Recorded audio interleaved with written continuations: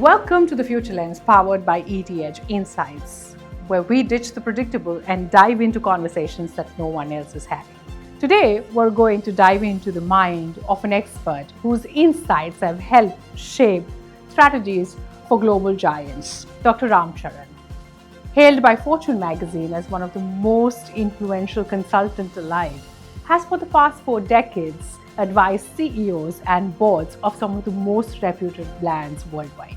With more than 30 books to his name, including the bestseller Execution, which spent more than 150 weeks on the New York Times bestseller list, Dr. Charan's books have sold more than 4 million copies worldwide. Thank you very much, Dr. Charan, for joining us today on the Future Lens. I am honored to be here. I'm at your service. So, Dr. Charan, my first question to you.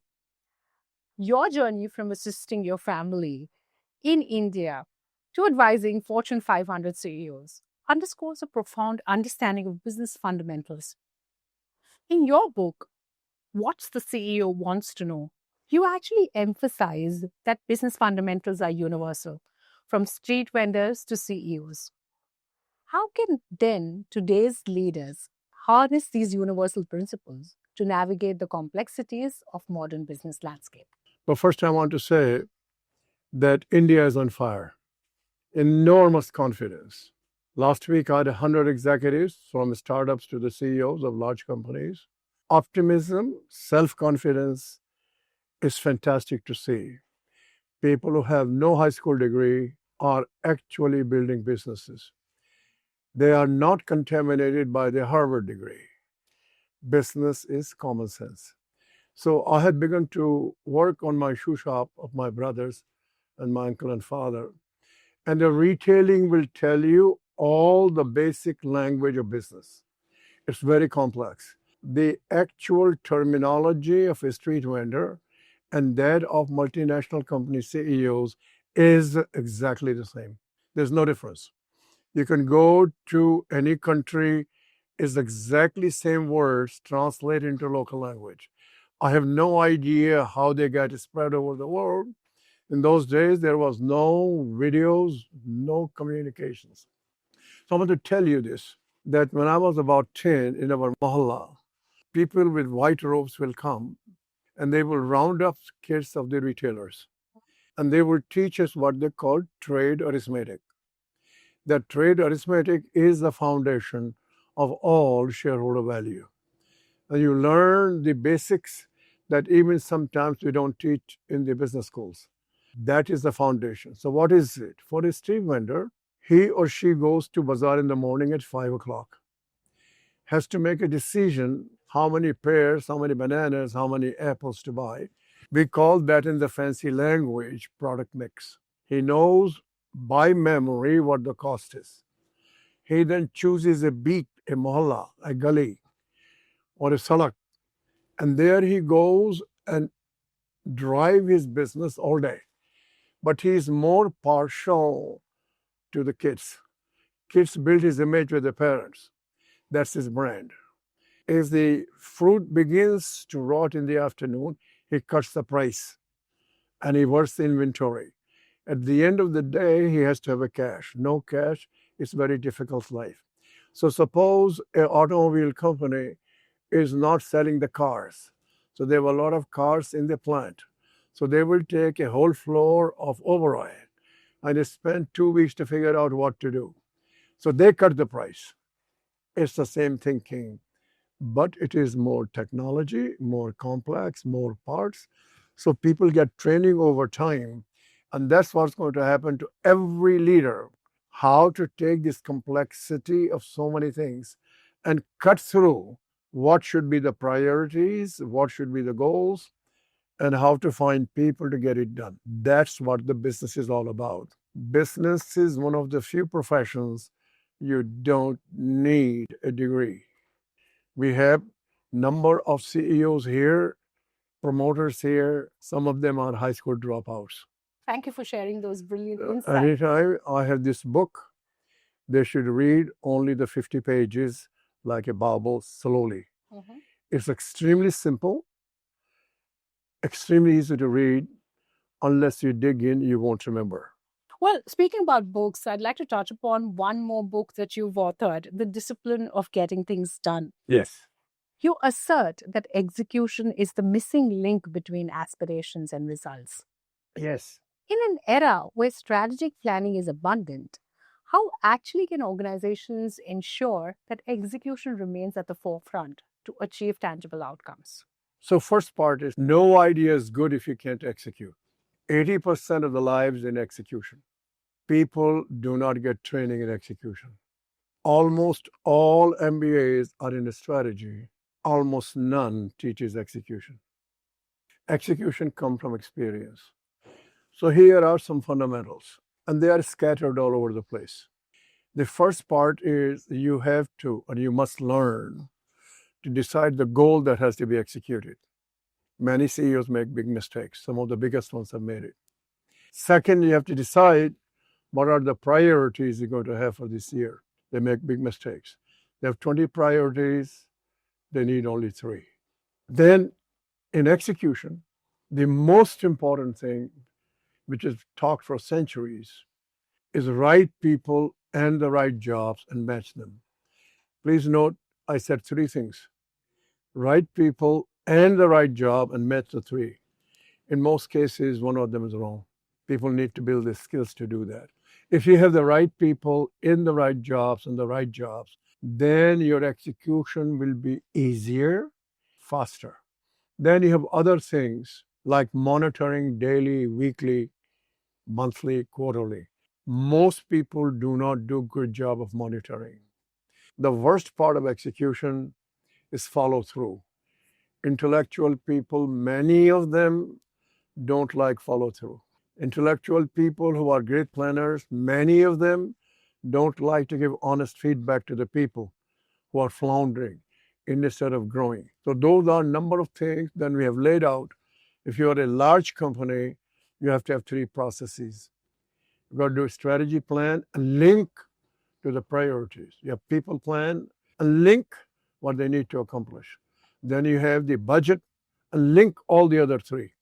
Very few companies systematically they do that. Those who do, they succeed very well. Well, thank you very much for your insights on that one. We've all seen the rise of China. Yeah, right. And its journey. Yes. Today, India is reaching an inflection point. Yes. What should India avoid from replicating from China's journey? Oh, okay. So I want you to know a couple of things. Depending on any country, if that country goes against you and it will stop your economy, it's not a good idea. That's a very clear answer. We import things from China. We did develop this, but we also import things. If they stop it, it will affect our economy badly. So we have to build our own here. So I'm dealing with the government of India right now, how to go at it. And I'm very pleased that Mr. Modi and his government are very aware of it, and things are moving. We have roughly $100 billion a year deficit. In the last 20 years, we have incurred a deficit of $1 trillion. Just imagine if we have not incurred a surplus, what will be our financial condition? Now, there is an attention to it. There is a work going on, and it has to be done with the single idea: how do we build our own strength? That's what is being done. That's what must be done. And we must have courage and determination to do that. If somebody says to me, which they do, some of the hottest shots in India, we don't have it, I say, fine, give me an hour, we'll work it through.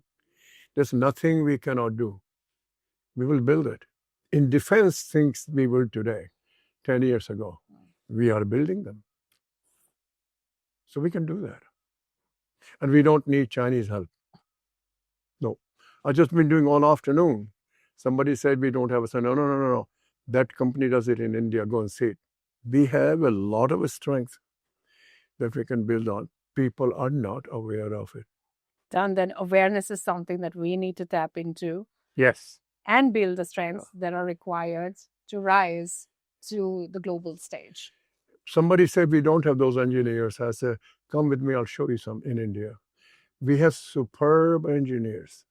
Engineers in America are Indians. Yes. Clear? They're building.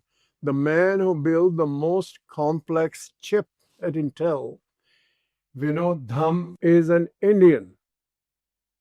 So India has to be on a lookout for the exact talent that is required to build the strengths that can actually help us rise. Strength is built by people. Yes. And we have highly determined people who go systematically, and they can, and I know that because I have companies here that I've personally seen them, how precision parts they're making in India. We can do that. I concur. Well, in light of the current global economic volatility, Yes. with strategic approaches, leaders actually need to adopt, not just to ensure business continuity, but also to position their organizations for sustainable growth and uncertainty. What exactly can you do towards that? Yeah, I think the leading a company, managing a company, has always been managing risk and uncertainty. Nothing new. Here, you do your planning to avoid major risk, like extraordinary debt. You build inside decision mechanisms to change your budget as conditions change. You move people, train them, do that. It's going to be done. It's being done. India is in a good position compared to others. I have no doubt we will continue to grow minimum 6% per annum. There'll be some hiccups here and there. I have no doubt. I've done all kind of calculations because there is a real tailwind here. Now, there could be a disaster somewhere, so we live with it. And to do that, that's very good. I like what the trio is doing it, Mr. Modi, the finance minister, and the Reserve Bank governor. This is a team. In the world, no country has a team of these three people, none. And they're managing this very well. India has reserves to be able to counter the effect of a deficit year by year.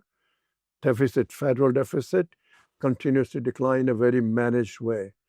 So I just think that we have to do more work on the foreign direct investment. FDI is declining, and more exports we have to do. So the manufacturing has to become number one priority.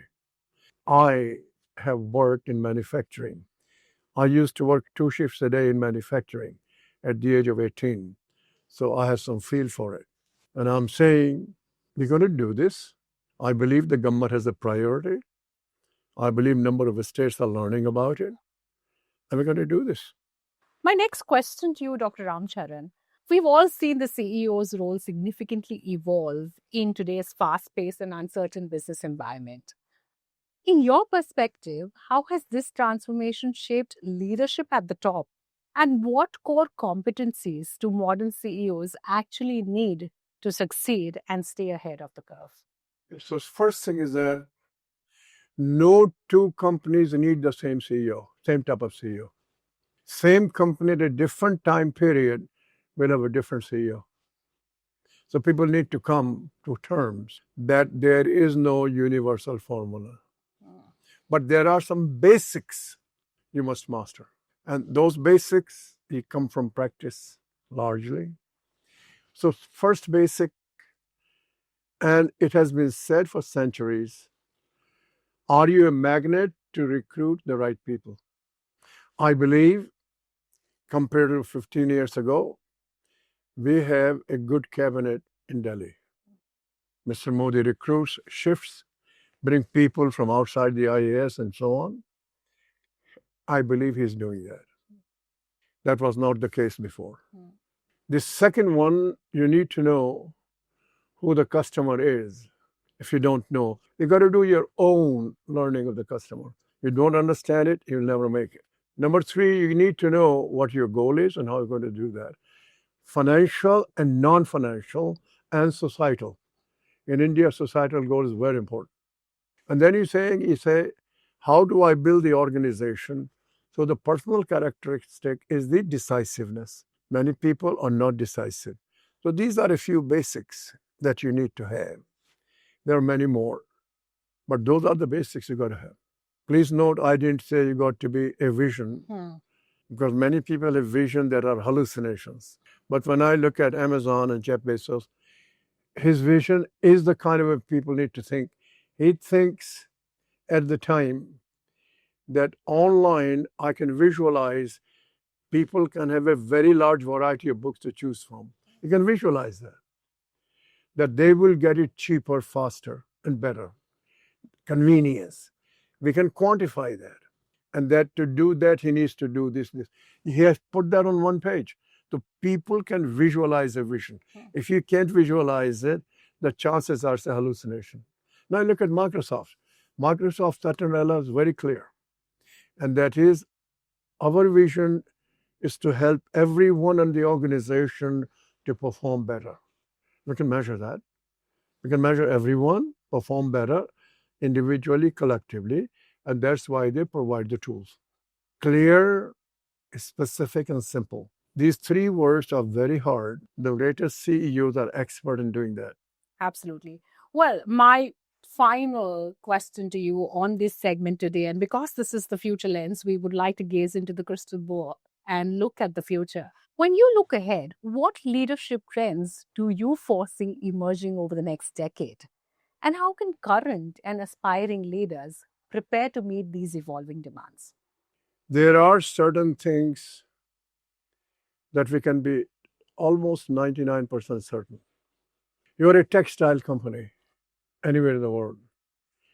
I believe there will be a need for textiles, shoes, food, water. How it will be satisfied, that will change. So in my work, I have these big companies. First, I work with them to get them to see what will come in 20 years. I said, think of the need, don't think of the market. What is going to be required? We work backwards from there. From here on, you have technology change, political change, societal change. Now you as a leader with your team need to navigate what's coming, but also lead the change going forward. In the American example, Bezos changed the industry. Steve Jobs changed the industry. He was a not even a high school dropout, but he kept an eye what's changing on the outside. And he made the convergence of technology, but he figured out what the customer will want. You go back to the same basic. If I think I'm going to have people need place to stay, you could buy some land ahead of time if it is economical. But you have to navigate going forward. Fantastic again. Thank you very much, Dr. Ramcharan, for sharing such brilliant insights with us. On this episode of The Future Lens, we've been able to decode a blueprint of sorts of the growth story and the trajectory that we're heading in. Thank you so much for sharing those insights. Thank you. I'm delighted. My message to everyone, have confidence. Don't deteriorate your conversation at the cocktails. What's wrong with India? You will get nowhere. Imagine, take initiative.